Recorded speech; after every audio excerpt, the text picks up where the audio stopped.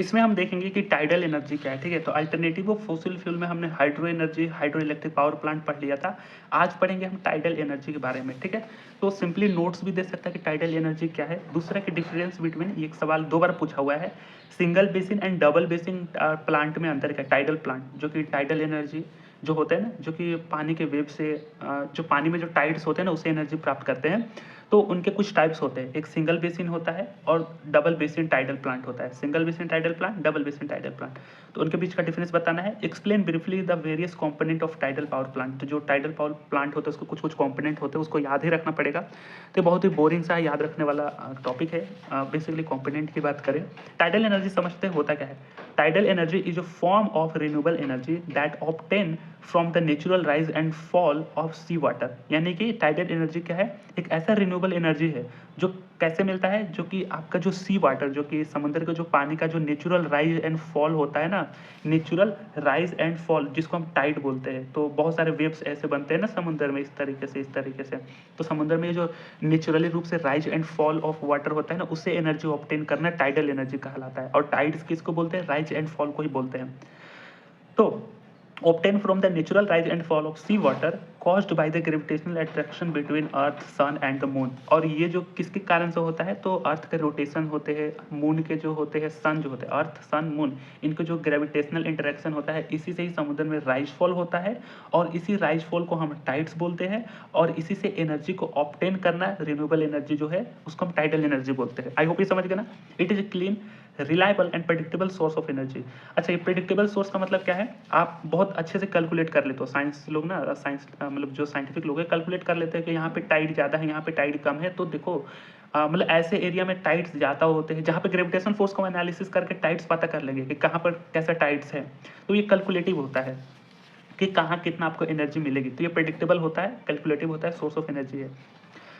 Principal क्या है tides energy का, अगर टाइड्स एनर्जी पर शॉर्ट नोट्स दे तो उसको देखें। Tidal energy converts the kinetic and potential energy of rising and falling sea water, जिसको टाइडल वाटर बोलते हैं, इनटू इलेक्ट्रिसिटी।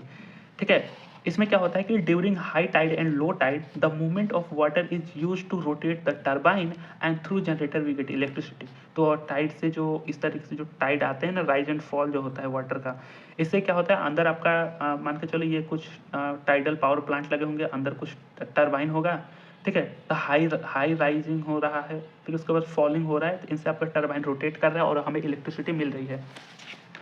बात करें टाइडल एनर्जी की एडवांटेज डिसएडवांटेज, थोड़ा सा बस देख ले। तो एडवांटेज की बात करें तो this energy is predictable and reliable. आप टाइड जो टाइड्स होते हैं, ठीक है, साइंटिस्ट लोग कैलकुलेट कर लेते हैं कि ये प्रेडिक्टेबल एनर्जी होता है और रिलायबल भी है। ये टाइडल ऐसा नहीं है कि कभी ख़त्म नहीं होता, ये रिलायबल है। मतलब कि अब कहीं ना कहीं मतलब दिन में रात में मतलब ऑलमोस्ट टाइम आपको टाइड्स मिलते रहेंगे। ग्रेविटेशनल फोर्स कांस्टेंट रहता है ना, रोटेशनल कांस्टेंट है ना, तो टाइड्स बनते रहेंगे। Renewable, clean and non polluting है। तीसरा है water density is extremely high as compare to air. तो जो एयर से भी, जो हम पढ़ेंगे आगे वाइंड एनर्जी के बारे में, जो एयर से भी इलेक्ट्रिसिटी जनरेट करते हैं ना, लेकिन जो उसकी डेंसिटी कम होती है। तो वाटर की डेंसिटी जो एक्सट्रीमली हाई होती है as compare to air, so tidal energy produce more power as compare to wind turbines. ठीक है, ये तीसरा एडवांटेज है। चौथा है tidal plants have long life. तो मतलब टाइड प्लांट्स जो, तो आपने एक बार बैठा दिया ना, इसकी लाइफ बहुत लॉन्ग होती है। टाइड्स आ रहा है, टाइड्स जा, मतलब राइज फॉल हो रहा है, इलेक्ट्रिसिटी मिल रहा है। देखना, ये समुद्र में बने रहते हैं। डिसएडवांटेज की बात करें तो इनिशियल कॉस्ट हाई होता है, लिमिटेड सूटेबल लोकेशन आपको मिलती है, और environmental impacts on marine life ये थोड़ा सा प्रॉब्लमेटिक करता है। ठीक है, तो आप लार्ज स्केल पर जब बैठाते हो ना, तो मराइन लाइफ जो होते हैं ना, उसको थोड़ा सा इम्पैक्ट करता है। तो ये तीनों देखो कितना सुंदर सुंदर डिसएडवांटेज है। अब देखो, बेस्ड ऑन डिजाइन के बेसिस पर टाइडल एनर्जी दो टाइप में होती है। एक single basin tidal power plants होता है और डबल बेसिन टाइडल प्लांट्स होता है। ठीक है, तो ये हमने पहला सवाल देख लिया। अगर सिंपली टाइडल एनर्जी पर शॉर्ट नोट्स दे तो यहाँ पे हम लिख सकते हैं। थोड़ा सा सिंगल और डबल बेसिन के हम लिखेंगे। जो कि दूसरा सवाल था, difference between single basin and double basin tidal plants, और उसके कुछ कंपोनेंट को हमें लिखना है। ठीक है, तो इसके डिफरेंस को समझने से पहले हम थोड़े से कंपोनेंट पढ़ लेते हैं, ये बढ़िया रहता है। ठीक है, अच्छा, यहाँ पे आपको 3 शब्द देखने को मिलेंगे। डैम का होता है। डैम का मतलब होता है ना, बेसिकली एक बैरियर होता है। डैम जो है एक बैरियर होता है, जो चारों तरफ बैरियर से आप पानी को घेर देते हो ना, उसको डैम बोलते हैं। ठीक है, डैम का मतलब रिजर्वियर नहीं होता है। देखो, रिजर्वियर में और डैम में थोड़ा सा अंतर है। डैम एक बैरियर होता है, जो कि पानी के एक जगह से दूसरी जगह, पानी के बीच में आपने एक बैरियर बना दिया तो एक डैम हो गया। ठीक है, जो आपने देखा होगा यहाँ पे एक बड़ा सा पुल होता है, पुल के नीचे डैम होता है और यहाँ से पानी और यहाँ पे पानी फ्लो हो रहा है, तो इनके बीच में हमने एक डैम लगा दिया, तो ये डैम समझ गए। रिजर्वियर जो होता है पानी को स्टोर करता है, जो कि डैम के आगे पीछे कहीं भी लगा सकते हो आप रिजर्वियर को, ठीक है। स्पेलिंग ध्यान से देखना, RESERVOIR है, ठीक है। तो आप रिजर्वोयर भी पढ़ सकते हो, रिजर्वियर कुछ भी पढ़ रहे हो, ठीक है, रिजर्वोयर ही पढ़ते हो ऑफिशियली। खैर मैं रिजर्वियर ही बोलता हूँ, समझ लेना।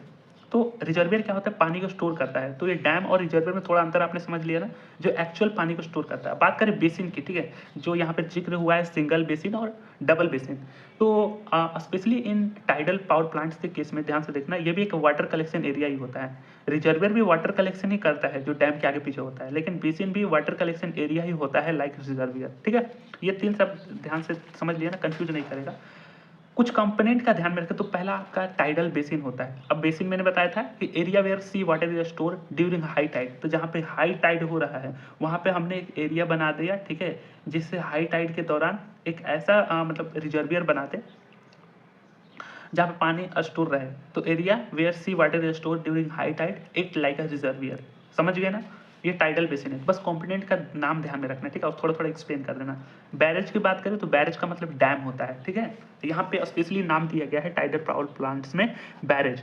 अब ये डैम क्या करता है, it is a barrier constructed. अब देखो डैम है तो बैरियर ही है ना, it is a barrier constructed across a tidal estuary, sorry ये स्पेलिंग ध्यान से देखना, ESTUARY, एस्टुअरी भी बोलते हैं, ठीक है। ये स्पेशल नाम ध्यान में रखना। एक ऐसा बैरियर है जो एस्ट्रुअरी जो होते हैं ना, मतलब कि वैसा एरिया जहाँ पे रिवर का पानी और सी का पानी मिक्स होता है, ठीक है, for better effect of tides. देखो ये बैरेज कहाँ बनाया जाता है, ठीक है, ये बैरेज कहाँ बनाया जाता है, जहाँ पे एस्टुअरी जो होते हैं ना, यानी कि वैसा एरिया जहाँ पे, ध्यान से देखो ये ऐसा एरिया है, ये आपका एरिया है, यहाँ पे नदी का पानी और समुद्र का पानी जो मिलता है ना, यहाँ पे बहुत बढ़िया टाइड इफेक्ट्स मिलते हैं, ठीक है। वैसे एरिया को एस्टुअरी भी बोलते हैं, स्पेलिंग ध्यान से देखना, ESTUARY, एस्टुअरी बोलते हैं। तो वैसे एरिया को एस्टुअरी बोलते हैं और उसी के अक्रॉस हम बैरेज बनाते हैं, बैरेज यानी डैम। तो it is a barrier constructed across a tidal estuary, जहाँ पे वैसा एरिया जहाँ रिवर का पानी सी का वाटर मिक्स होता है for better effect of tide to create basin, ठीक है। बेसिन को क्रिएट करने के लिए हम बैरेज बनाते हैं, ठीक है। बेसिन मतलब आप समझते हो ना, बेसिन क्या करता है, ये भी एक पानी को स्टोर ही करता है लाइक अ रिजर्वियर, जिसको हम टाइडल बेसिन बोलते हैं, और वहीं पर हम एक बैरेज बना देते हैं। बहुत बढ़िया, ये दूसरा पार्ट हमने देख लिया, एक्रॉस अ टाइडल एस्टुअरी। उसके बाद स्लूस गेट, ठीक है, ये नाम ध्यान में रखना। तीसरा है sluice gate. These are gate control devices used to fill the basin during high tides और empty it during low tide। अच्छा, मतलब क्या है कि जो स्लूट्स गेट होते हैं ना, ये गेट है जो ऐसा गेट आप बना दिए होते हैं, ठीक है। स्लूट्स गेट्स ऐसे गेट बना दिए जाते हैं जहाँ पे अगर हाई टाइड हो, मतलब कि ड्यूरिंग हाई टाइड पे क्या हो, हाई टाइड पर बेसिन को फिल करता है, जो कि कंट्रोल डिवाइस है, use to fill the basin, ठीक है। बेसिन बेसिकली एक रिजर्वियर है ना, तो जब हाई टाइड हो ना, हाई टाइड हो तो आप बेसिन को भरो, लो टाइड हो तो बेसिन को खाली कर दो, एज कम्पेयर टू जब भी उसकी रिक्वायरमेंट हो। तो स्लूट्स गेट कंट्रोल डिवाइसेज होती है, ठीक है। तो fill the basin during high tide and empty during low tide. इस तरीके से हमने स्लूस गेट का देख लिया। उसके बाद बात करें पावर हाउस की, बात करें जो दो टाइप के होते हैं, ठीक है। तो यहाँ पे this building house is the main equipment for power generation to include to equipment, it include to equipment. तो पावर हाउस बेसिकली इस तरीके से रहता है, यहाँ पे आपका स्लूस गेट्स होते हैं, यहाँ पे आपका टर्बाइंस नीचे लगे रहते हैं। तो जो पावर हाउस है ना, इसके अंदर दो चीज़ें होती है, पावर हाउस के अंदर टरबाइन होता है और जनरेटर होता है। अब टरबाइन घुमाता है, बहुत बढ़िया, और जनरेटर इलेक्ट्रिसिटी जनरेट करता है घुमाने वाले से। तो टरबाइन मतलब following tidal water, the turbine convert kinetic energy of water into mechanical energy. Double arrow दे दिया था इसलिए कंफ्यूज हो गया था। मतलब कि जो फॉलोइंग जो टाइडल वाटर है, तो टरबाइन क्या करेगा, वाटर की जो काइनेटिक एनर्जी है उसको मैकेनिकल में कन्वर्ट करेगा, और जनरेटर क्या करेगा, जो कि पावर हाउस के दो पार्ट है ना, जनरेटर क्या करेगा, it is connected to turbine converts mechanical energy into electrical energy. बहुत बढ़िया। उसके बाद पांचों कंपोनेंट ट्रांसमिशन सिस्टम, तो basically it carries generated electricity to the grid और लोड सेंटर। तो बेसिकली ट्रांसमिशन सिस्टम भी होते हैं, हमें बनाने रहते हैं। आपने समुंदर में, ठीक है, समुंदर में आपने एक टाइडल पावर प्लांट को बैठा दिया, ठीक है, टाइडल पावर प्लांट को बैठा लिया। अब इसको आप जो ग्रिड या लोड सेंटर होता है, अच्छा ग्रिड या लोड मैंने बताया था कि जहाँ सप्लाई इलेक्ट्रिसिटी सप्लाई एरिया होता है। आपने बहुत सारे पोल वगैरह, बहुत सारे इलेक्ट्रिसिटी के अजीब गरीब मतलब बहुत सारे ग्रिड कॉम्प्लेक्स स्ट्रक्चर देखे होंगे जहाँ पे लिखा रहता है जाना मना है, ठीक है, तो उसको ग्रिड एरिया जो कि इलेक्ट्रिसिटी सप्लाई एरिया होता है आपने देखे होंगे, ठीक है, छोटे छोटे एरियाज में भी आपने ग्रिड सिस्टम देखे होंगे। अब जो ट्रांसमिशन सिस्टम है, it carries generated electricity to the grid या लोड सेंटर। तो यहाँ से आपने इलेक्ट्रिसिटी जनरेट किया पावर हाउस के थ्रू, जिसके अंदर टर्बाइन और जनरेटर था, उससे हमने इलेक्ट्रिसिटी को भेजना भी तो है, कैरीज करके भेजना भी तो है लोड सेंटर तक, तो वो ट्रांसमिशन सिस्टम है। इस तरीके से हमने पांचों कंपोनेंट पढ़ लिया। पहले आपका टाइडल बेसिन या बेसिन बोलते हैं, जो कि एक तरीके का रिजर्वियर ही होता है, ठीक है, जो पानी को स्टोर करता है। दूसरा बैरेज, ये एक बैरियर होता है, ठीक है, जो स्ट्रो के अक्रॉस बनाया जाता है ताकि वो बेसिन क्रिएट कर सके, ठीक है।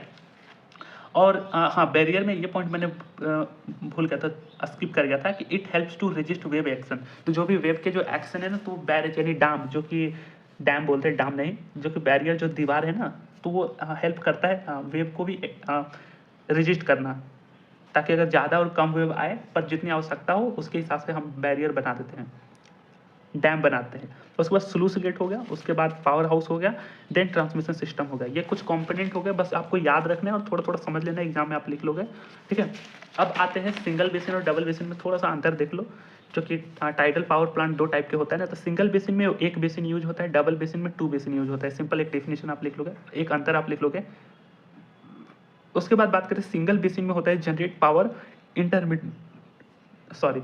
सिंगल बेसिन में होता है जनरेट पावर इंटरमिटेंटली, अर्थात ड्यूरिंग हाई टाइड और लो टाइड। और जो डबल बेसिन होता है पावर जनरेटेड कॉन्टिन्यूसली।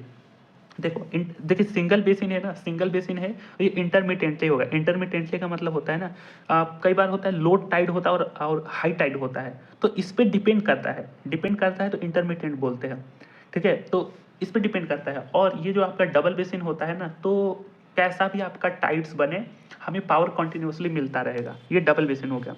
उसके बाद जब, ध्यान से सुनना, सिंगल बेसिन में एक बेसिन है तो इसका कंस्ट्रक्शन कॉस्ट लो होगा, इसका कंस्ट्रक्शन कॉस्ट ज़्यादा होगा। इसमें एक बनाने हैं, इसमें 2 बनाने हैं, इस तरीके से याद कर लेना। इसका सिंपल डिजाइन, इसका कॉम्प्लेक्स डिजाइन, इसकी इफिशियंसी लोअर है सिंगल बेसिन की, और डबल बेसिन की हायर है। उसके बाद used in small scale project, used in large scale project. तो ये सिंपल सा डिफरेंस लिख लेना सिंगल बेसिन और डबल बेसिन में। और इसके कंपोनेंट तो ये रहे। और हमने बहुत सारी चीज़ें देख ली, टाइडल एनर्जी के बारे में थोड़ा पढ़ लिया था, उसके बाद सिंगल डबल बेसिन में अंतर बता दिया, और कुछ कंपोनेंट के बारे में भी हमने एक्सप्लेन कर दिया। तो इस तरीके से हमने चीज़ों को समझ लिया, ठीक है ना। Thanks for watching, we will meet in next one, bye.